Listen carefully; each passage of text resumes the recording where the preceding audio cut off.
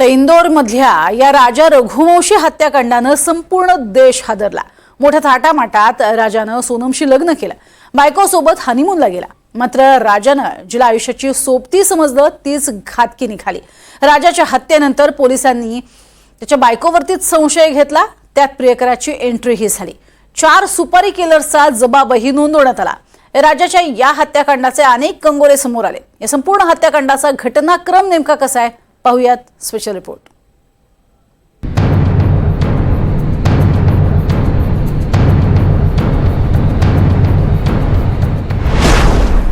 सर्वात मोठा सवाल आहे तो सोनमनं नवऱ्याची हत्या का केली।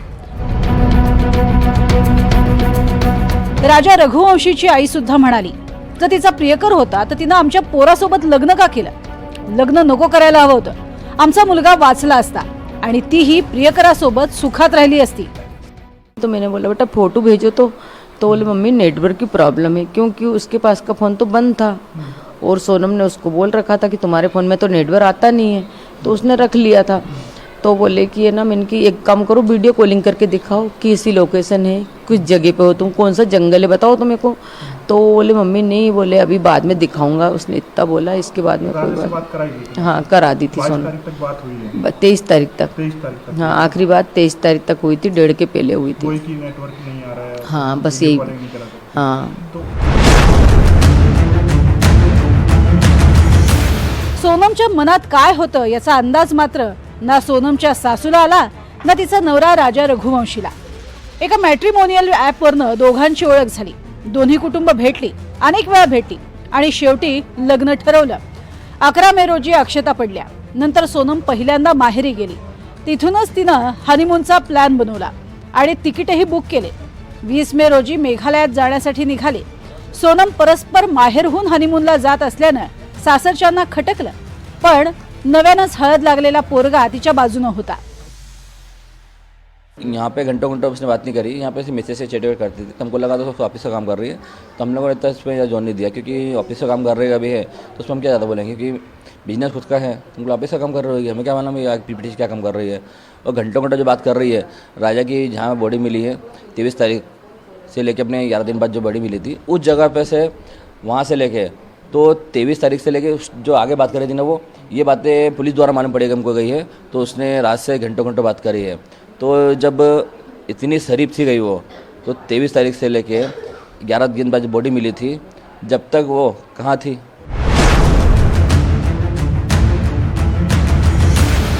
लग्नानंतर सोनम पहिल्यांदा माहेरी आली। माहेरात तिचा प्रियकर असलेला राज हा तिची वाट बघत होता। दोघांची भेट झाली। दोघांनी नवऱ्याला म्हणजे राजा रघुवंशीला मार्गातनं हटवण्याचा प्लॅन केला। हा तोच राज आहे जो सोनमच्या बापाच्या प्लायवूडच्या फॅक्टरीत कामगार म्हणून काम करायचा। सोनमही अधूनमधून प्लायवूडच्या फॅक्टरीत येऊन बसायची।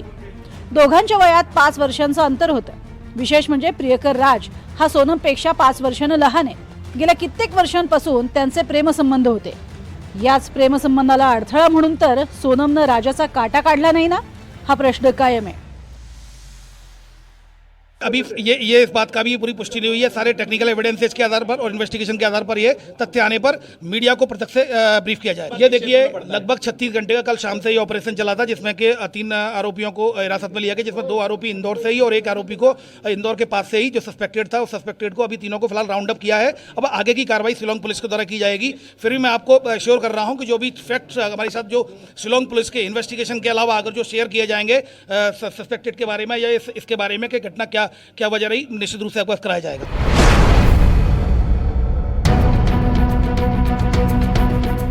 माहेरी आल्यानंतर सोनम आणि प्रियकर राजनं नवऱ्याला हटवण्याचा प्लॅन बनवला।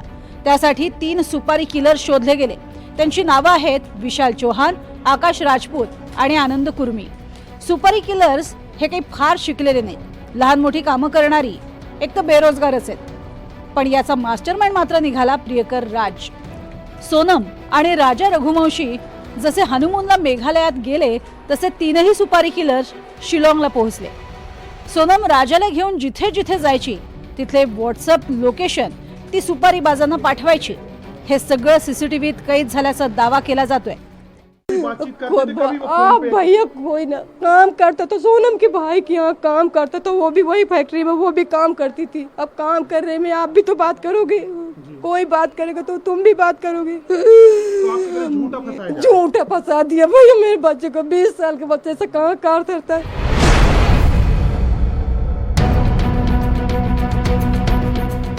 सोनमचं लग्न झालं 11 मे रोजी, हनीमूनला गेले 20 मे रोजी आणि राजा रघुवंशीची सोनमनं हत्या केली 23 मे रोजी, म्हणजे शिलाँगला पोहोचल्यानंतर 3 दिवसांनी. ज्या दिवशी सोनमनं नवऱ्याची हत्या केली त्या दिवशी सर्व पापातनं मुक्त होण्यासाठी विवाहित महिला व्रत ठेवतात. सोनमनंही व्रत ठेवलं होतं. त्याच दिवशी दुपारी 1:30च्या सुमारास ती राजाला एका सुनसान ठिकाणी घेऊन गेली. फोटो बिटो काढले. राजालाही हनीमूनवर फिरायला आल्याचा फील दिला. त्याच वेळी राजाला मारण्यासाठी सुपारीबाज मागावरच होते. सोनम त्यांच्या कॉन्टॅक्टमध्ये होतीच. शेवटी एका खोल दरीच्या जवळ सोनमच्या समोर सुपारीबाजांनी राजावर हल्ला केला. चढण चढल्यामुळे राजा रघुवंशी तसा थकलेला होताच. त्यात शेवटी सोनमनंच राजाला धक्का दिल्याची माहिती आरोपींनी पोलिसांना दिली आहे. एवढंच नाही तर संशय येऊ नये म्हणून सोनमनं अंगावरचं जॅकेटही तिथेच टाकल्याचं सांगितलं जात आहे. भैया वहाँ पे नहीं, कहीं भी बाहर नहीं, आप ऑफिस वालों से पूछो ना, वो रोज ऑफिस जाते थे, गोडाउन जाते थे, वो ऐसा नहीं कर सकते। क्या मांग करेंगे आप? क्या मांग? मैं बोलूंगी मेरे भाई को बचा लो, गोविंद भैया, राजा भैया के बड़े भाई, मैं सबसे यही बोलूंगी हाथ जोड़ के वो मेरे भाई को बचा ले।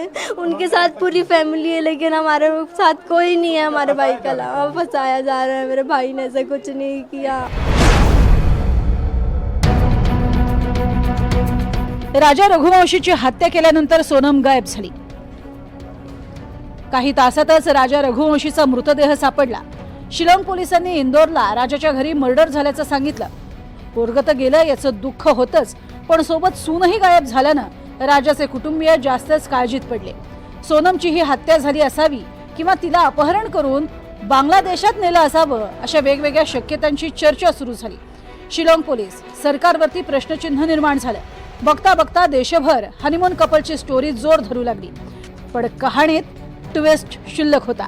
राजा रघुवंशीचं काय झालं ते सोनम शिवाय कुणालाच माहिती नव्हतं आणि सोनमच गायब होती. सगळ्यात मोठा सवाल आहे, हत्या केल्यानंतर सोनम कुठे गेली, काय करत होती, तिच्यासोबत नेमकं काय झालं? त्याची उत्तरं मात्र वेगवेगळी आहेत. शिलाँगच्या एसपींच्या माहितीनुसार सोनमनं 23 मे रोजी राजाची हत्या केली. त्यानंतर ती थेट इंदोरला गेली. 25 मे रोजी ती इंदोरमध्ये होती. तिथे ती भाड्यानं घेतलेल्या खोलीत राहत होती. दुसऱ्या एका दाव्यानुसार सोनम शिलाँगहून गुवाहाटीला गेली. तिथून सुपारीबाज आणि सोनम वेगवेगळे झाले. सोनम रेल्वेनं वाराणसीला पोहोचली. तोपर्यंत तिनं लोकेशन मिळू नये यासाठी फोन बंद ठेवला. दरम्यान दिवस निघून जात होते. जे काही चाललंय त्यावर सोनमची नजर होती. प्रियकर राज कुशावह पकडला गेल्याची माहिती सोनमला वाराणसीतच मिळाली. त्यावेळेस सोनमवर आकाश कोसळलं. आता आपणही पकडले जाऊ अशी भीती तिला वाटायला लागली. एका ढाब्यावरून शेवटी तिनं घरी फोन केला. भावाशी बोलली. त्यांनी तिला पोलिसात जायला सांगितलं. फोनाफोनीनंतर सोनमला गाझीपुरातनं पोलिसांनी ताब्यात घेतलं. शिलांग पहुंचकर चेक इन किए थे. उसके बाद उन्होंने 2 व्हीलर हायर करके और दूसरी जगह गए थे और अंत में जैसे आपको पता है कि राजा रघुवंशी के लाश मिले थे, लेकिन सोनम रघुवंशी लापता थे. पुलिस ने उनको गिरफ्तार किया है और इस वक्त पुलिस के जो इन्वेस्टिगेशन है वो मोटिव की तरफ है. क्या वजह है कि ऐसे एक क्राइम को अंजाम दिया गया और क्यों शिलांग आए थे, उनका कितने दिन से ये प्लान चल रहे थे, क्या कॉन्स्पिरेसी है, इन सारे सवालों का जवाब पुलिस अभी भी ढूंढ रहे हैं. आरोपियों को पकड़कर यहाँ पे लेके आ रहे हैं और तहकीकात जो है वो चल रहे हैं इस केस में. सोनमचा सुगावा कसा लागला? सोनम आणि राजा रघुवंशी यांनी 4 दिवसांसाठी बाईक भाड्यानं घेतली होती. संध्याकाळी जोडपं मावळखैत गावामध्ये फिरलं. नोंगरियामध्ये गावाच्या डबल डेकर पुलाकडे जाताना राजा रघुवंशीनं लोकल गाईडला पत्ता विचारला आणि तीच बाब टर्निंग पॉइंट ठरली. 23 मे रोजी गावकऱ्यांनी पोलिसांना फोन केला. एक बेवारस स्कूटी सापडल्याचं सांगितलं. जिला चाव्या होत्या. त्यानंतर पोलिसांना राजा रघुवंशीचा मृतदेह सापडला. पोलिसांनी परिसरातलं सीसीटीव्ही खंगाळलं. त्यात सोनम होती, राजा होता आणि 2 ते 3 अनोळखी व्यक्तीही दिसत होते. शेवटी पोलिसांना लोकल गाईडनं 3 जणांना घटनास्थळावर पाहिल्याचं सांगितलं, जे हिंदी भाषिक होते. इथूनच तपासाची चक्र फिरली. राज कुशवाहसह विकी, आनंद आणि विशाल या तीनही सुपारीबाजांना पोलिसांनी पकडलं। सोनमला सरेंडर व्हावं लागलं। मास्टरमाइंड राज कुशवाहच्या अटकेनंतर सोनमकडे सरेंडर शिवाय पर्याय तरी कुठे होता? राजा रघुवंशी के हत्या के बारे में पूरा देश आज बात कर रहा है, लेकिन इस जगह को क्यों चुना गया?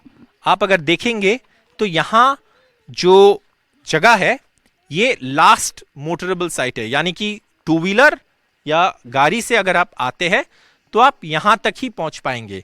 इसके आगे ट्रैक है, आपको ट्रैक करके जाना पड़ेगा और वहाँ पे ना तो कोई लोग है, ना वहाँ पे आपको कोई देखने मिलेंगे, और साथ साथ ऐसा जगह है जहाँ पे बहुत नीचे आप गिर सकते हैं अगर आप खाई में गिरते हैं तो।